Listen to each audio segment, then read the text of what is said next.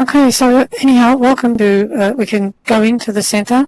One of the first things you'll see is a beautiful traditional instrument made by Modi for us. And like I say, Modi is one of the best 3D modelers that I've come across. We also have a copy of this down at ground level, and it has a little introduction next to it, so that visitors, when they see it down on ground level, can listen to the introduction and learn a bit about the instrument. What we might do is go over to the welcome message sign and click here and obtain a HUD, an HUD. If everybody has the HUD, may I suggest that you now click the sign again and listen to the play audio. Audio will commence shortly.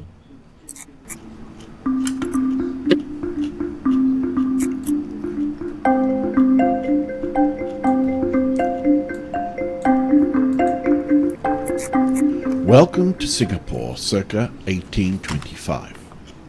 This virtual depiction of the island city-state goes back 200 years. Modern Singapore, only 30 kilometers long, is located just off the tip of the Malay Peninsula, separated by the Straits of Malacca, known as a major trade route from ancient times up to the present, where the world's major tankers and freighters travel along the sea route known once as the Nautical Silk Road.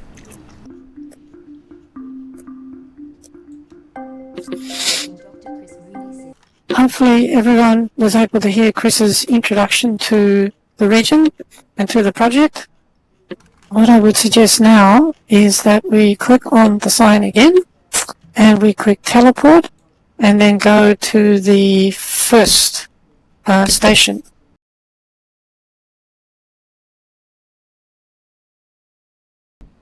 Please click number 2, Beach Road.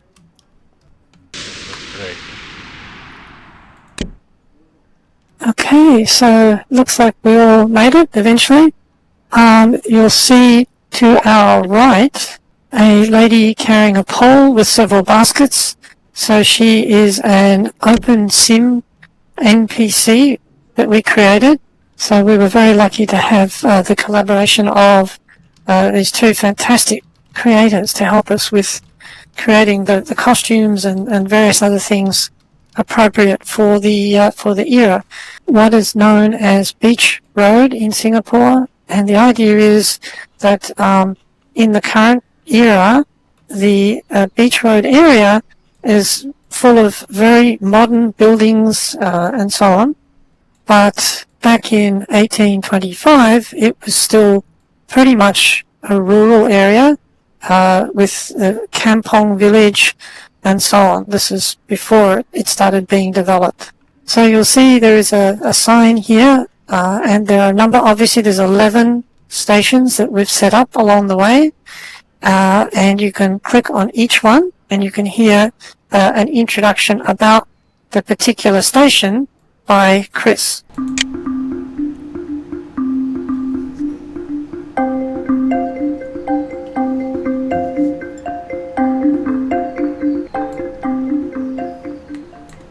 Beach Road is one of the earliest roads developed in Singapore and appears in George Drumgoole Coleman's 1836 map of Singapore. The road was actually a coastal road fronting the sea coast in the early decades of the British colonial city, hence its name. The original seashore line came right by Beach Road until 1843. The entire beach stretch was sand, mud and swamp, and when this was reclaimed, the road ceased to be a coastal road, but remains a boundary of the Kampong Glam area.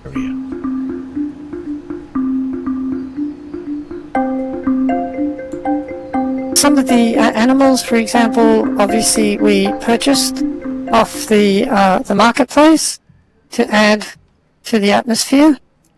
Ooh, nice lemurs.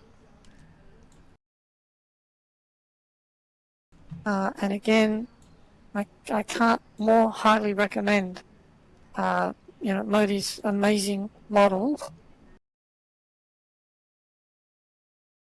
The one the kayaker is currently on is drivable, so you can take it for a spin around the bay if you like. We've also tried to sort of add to the atmosphere by adding in NPCs.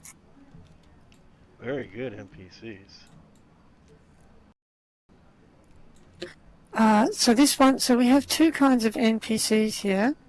We have the two ladies that you saw a bit earlier, who are OpenSim native NPCs, if that makes any sense.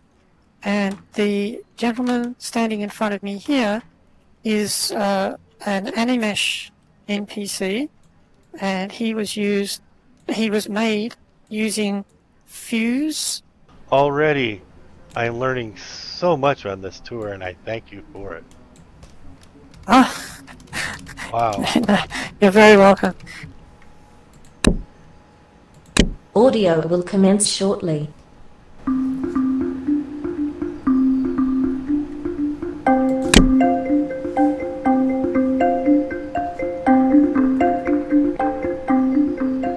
Kampong in Malay means a village or village enclosure.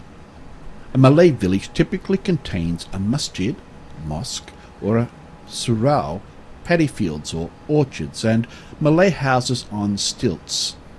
Malay and Indonesian villagers practice the culture of helping one another as a community, which is better known as joint bearing of burdens, gotong royong.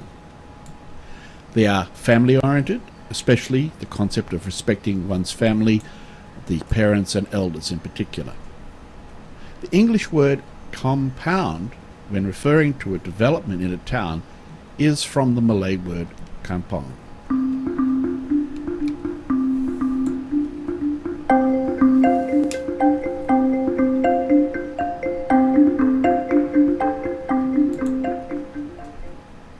The grass and the flowers and the palm trees we purchased on the market.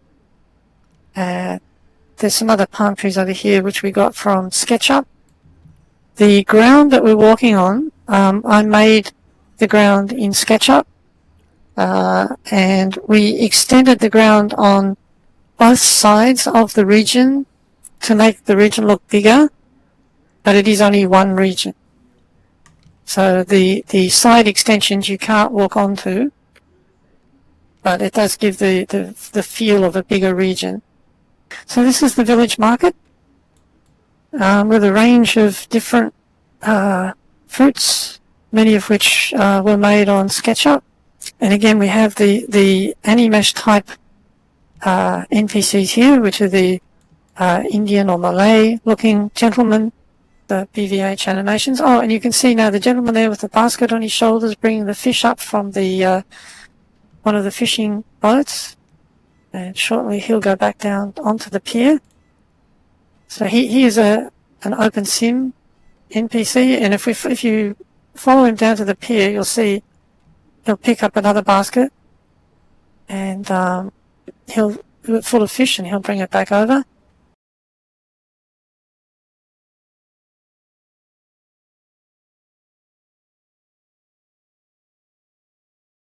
Yeah, so you can see we have the ladies here in their kind of the ones that are standing and looking.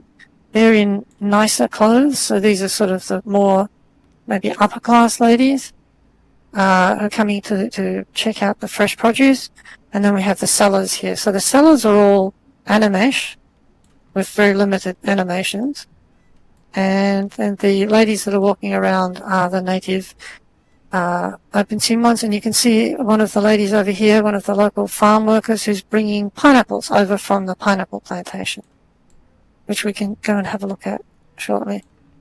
Huadenator. This is one of the key features. The boat building industry was very big at the time, and so we have a gentleman here who's nearly chopping half himself off with the axe there.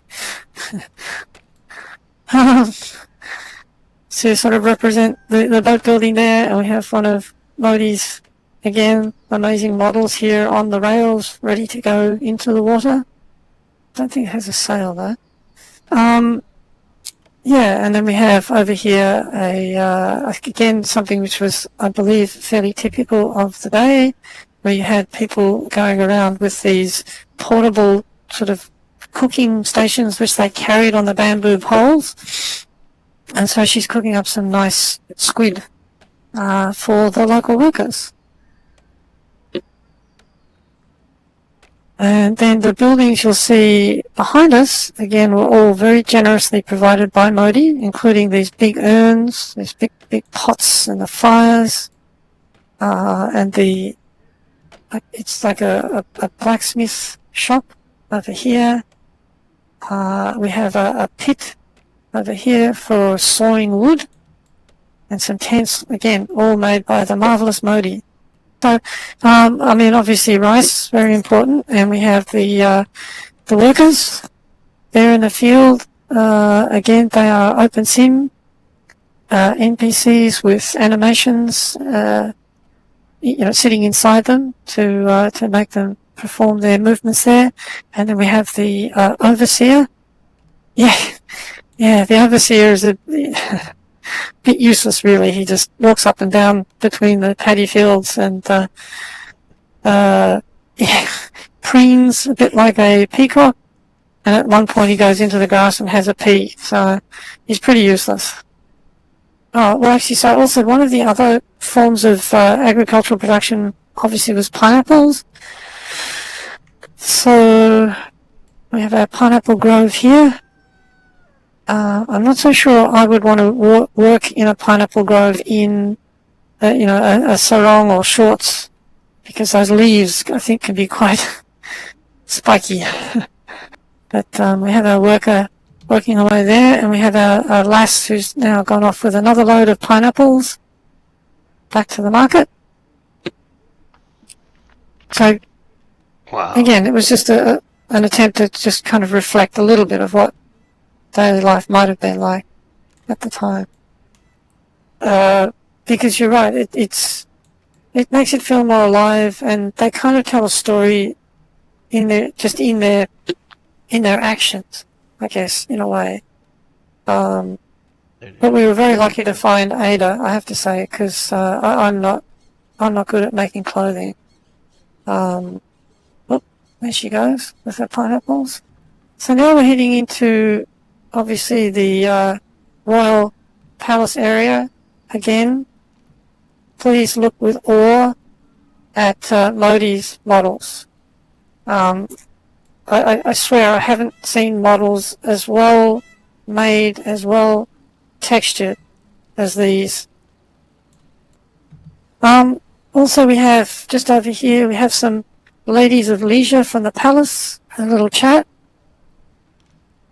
And again, it was just to give a little bit of a contrast with the lives of the ordinary kampong villagers. So these again are native OpenSim avatars. The system for, making them, to animate them and so on is probably you all already know, is really easy to use.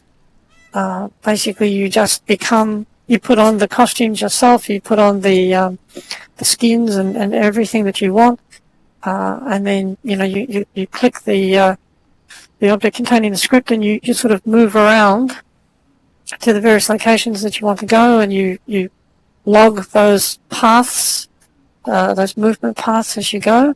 All gets recorded in the scripts. So that's the palace ladies. Then over here we have the palace, and the position relative to the market and relative to the mosque. It's not geographically 100% precise, but it's relatively correct in terms of the real world. The palace model I found on 3D Warehouse, and that was just sheer luck. And I can say honestly, I was so relieved to find this, because to create it, I'm not saying it couldn't be created, but it just would have taken so much time. And we did all of this in a period of, I think, it was a very intense 3 weeks or something like that. So to find it's not a perfect model. You can't go inside it. If you look closely, there's lots of, little faults with it, but it did the job, and with some modification, we were able to bring it in, and I'm just so glad somebody else made it. For the wonderful models, for her generosity. But yeah, I think we can do a lot with virtual worlds.